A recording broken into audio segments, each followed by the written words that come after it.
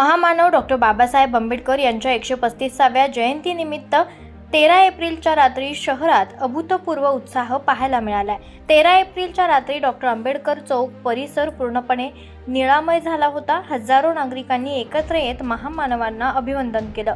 यावेळी आरपीआय गवई गटाच्या वतीनं तब्बल 135 किलोचा भव्य केक कापून जयंतीचा जल्लोष करण्यात आला.